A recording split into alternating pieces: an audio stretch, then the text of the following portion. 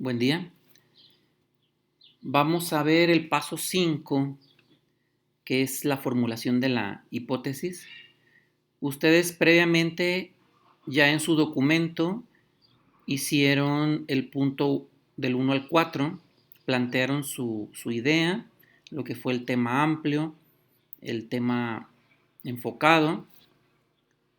Posteriormente hicieron su listado de problemas, de ahí identificaron el problema principal, los problemas secundarios, de ahí ustedes obtuvieron objetivo general, objetivo específico, su marco teórico y definieron qué tipo de alcance de investigación iban a tener de acuerdo al conocimiento que iban a generar. Por tanto, el siguiente paso de ustedes es ya formular su hipótesis. Aquí vemos cómo, por definición de hipótesis, tenemos que significa suponer o poner bajo consideración. Es una solución provisional para el problema que será verificada como válida o no a lo largo de la investigación. Siempre vamos a definir que se va a expresar en forma de enunciado afirmativo y tiene que vincular generalmente dos o más elementos que encuentran expresión en las denominadas variables. ¿Cómo es esto? Vamos a tener que, para poder formular una hipótesis, tenemos que estar nosotros definiendo qué es lo que queremos solucionar. Previamente nosotros hicimos un planteamiento de problema en el tema amplio y en el tema enfocado, y en los objetivos generales y específicos ya definimos cómo íbamos a dar solución a una problemática. Por tanto, en base a ese planteamiento del problema, nosotros ya tenemos como esperanza dar una solución a ese planteamiento de problema. Lo que nosotros esperamos obtener, pues, es la hipótesis.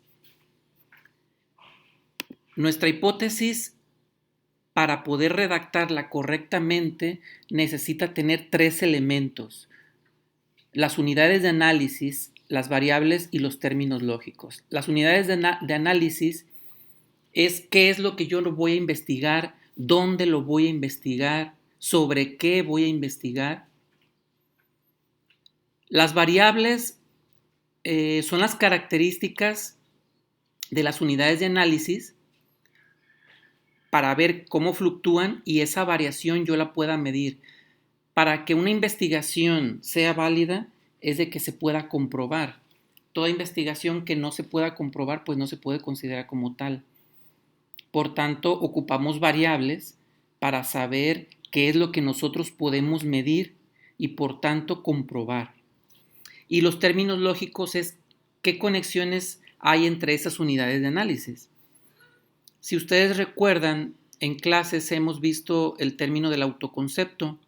El autoconcepto se refiere a la investigación que se hace de qué tan bien se conoce una persona sobre sí misma, y en base al conocimiento que yo tengo de mí mismo, puedo tomar seguridad, y esa seguridad puede influir en muchos aspectos positivos de mis acciones. Uno de ellos sería el rendimiento académico. Entonces, en el ejemplo 1 que vemos aquí, dice: el autoconcepto tiene una relación positiva con el rendimiento académico de los universitarios. Entonces, unidades de análisis serían los universitarios. Aquí tendríamos que ser más específicos para especificar cuál sería la universidad, dónde sería localizada esa universidad, cuál sería la carrera que queremos evaluar, cuál es el grupo que queremos evaluar, para poder especificar bien qué es lo que queremos hacer y dónde lo queremos hacer. En este caso, lo que nosotros vamos a medir va a ser el autoconcepto.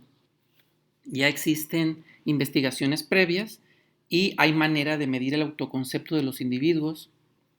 Y el rendimiento académico, pues lógicamente también es una variable y la podemos medir a través de las calificaciones de los alumnos. Y el término lógico es decir que si yo aplico una mejora en el autoconcepto, pues puede haber una relación positiva en el rendimiento académico. Aquí tenemos el ejemplo 2. La hipótesis afirma: a mayor grado de rechazo emocional de los niños por parte del grupo familiar, mayor será el índice de delincuencia juvenil. Entonces, las unidades de análisis, ¿a quiénes vamos a evaluar? ¿Dónde las vamos a evaluar?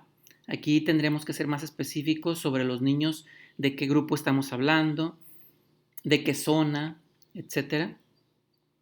Las variables que yo puedo medir es rechazo emocional e índice de delincuencia.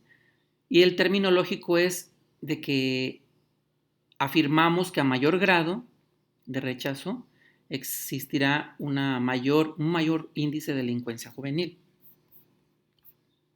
Entonces vean cómo cualquier hipótesis deberá tener estos 3 elementos.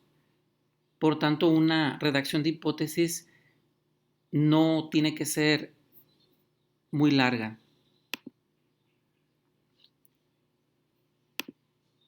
En las siguientes diapositivas pues nos ponen definiciones que tenemos que estar evaluando para que entendamos qué es una variable, todo aquello que podemos nosotros definir características, ya sea cualitativas o cuantitativas, y donde esa variación pueda ser medida. Esas son las denominadas variables.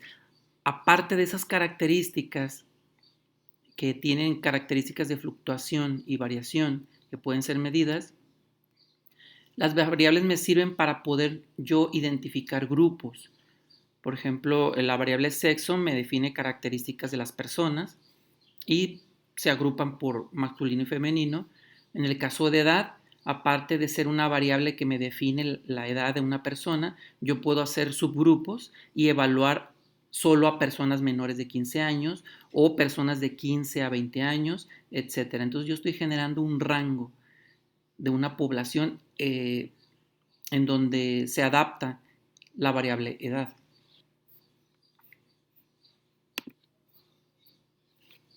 Tenemos diferentes tipos de variables. Dijimos que eran cualitativas o cuantitativas. Una de las cualitativas, por ejemplo, puede ser psicológicas, sociológicas, biológicas, pedagógicas, educativas, familiares, institucionales. Dependiendo de lo que nosotros queremos evaluar, el entorno que estamos evaluando, pues van a ser el tipo de variables que puedo tener. Ustedes previamente ya definieron el alcance de su investigación. Ustedes definieron si va a ser descriptivo, correlacional, explicativo. Exploratorio, pues solo en aquel caso donde no existiera ningún dato que no se va a aplicar para este semestre. Pero ustedes ya definieron el tipo de alcance de investigación. Por tanto, si ustedes definieron que iba a ser descriptivo, entonces el ejemplo de la hipótesis descriptiva tendría que ser como viene aquí en el ejemplo.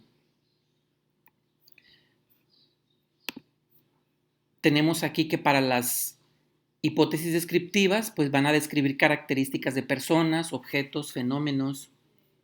En las correlacionales, bueno, van a ustedes especificar qué relaciones hay entre variables.